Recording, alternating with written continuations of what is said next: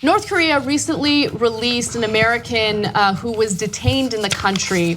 And unfortunately, we now find that Otto Warmbier has a severe brain injury and has been in a coma since his arrival to the United States. Doctors caring for the released North Korean detainee said that he has not spoken or moved since he arrived to the United States on Tuesday, a condition described as unresponsive wakefulness or persistent vegetative state. He actually did suffer from extensive loss of brain tissue in all regions of the brain. He does open his eyes and blinks spontaneously, but the doctors say that he shows no signs of understanding language or verbal commands. So he's in bad shape. He's in really bad shape.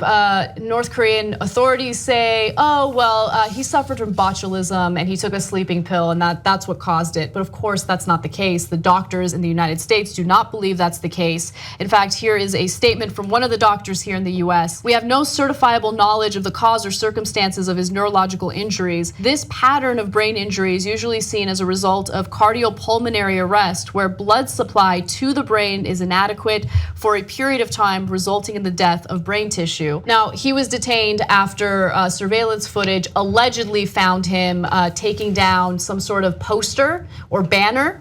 And at that point, while he was about to leave the country, he was going to the airport to leave the country, he was stopped and arrested, and he was accused of he was accused of espionage. Yeah. Wasn't he? Yeah. No, yeah, exactly. He was found guilty of committing a hostile act against the country and sentenced to 15 years of hard labor. Usually they don't, so. And hard labor for them is learning the dance from Thriller. I don't know if you've ever seen the videos. Have you ever seen the videos?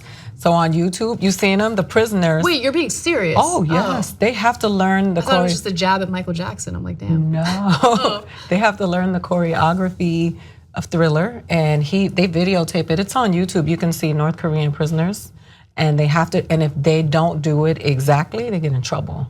Like, it's sick. It's really sick. I mean, I would say that my first instinct was like there's some trick being perpetrated. That story's not true, but this is Kim Jong-un's father, Kim Jong-il, claimed to shoot a 39 on a golf course. Said he'd never bowled a game where he got less than 300.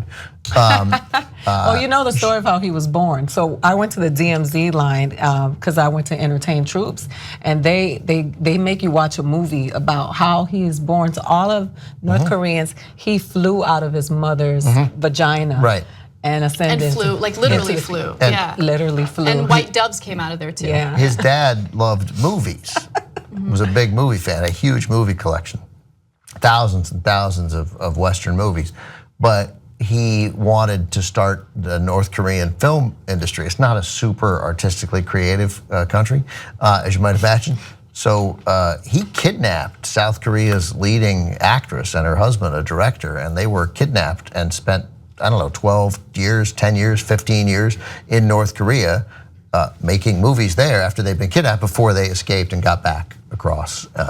So I mean, he's a lunatic. So the notion that they would make the prisoners dance to Thriller, like at first I was like, Aida, you've been tricked. And then I was like, oh no, we're talking about North Korea. That's probably true. It's insane, it really is. Look, I don't mean to blame the victim, but I can't emphasize enough how important it is to avoid traveling to North Korea. Yeah. Please, please don't do it. I know that there is a market for people who like to go to countries like North Korea. They think it's adventurous.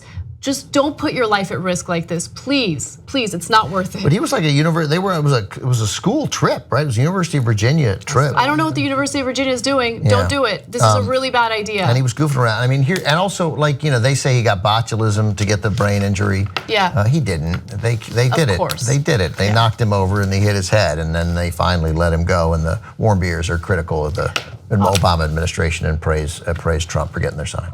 Membership helps fund the Young Turks. You know one great thing about that? That means we're not accountable to anyone but you guys. That's why we're strong together, because we built this show around you. Come build it even bigger and better at tytnetwork.com/join.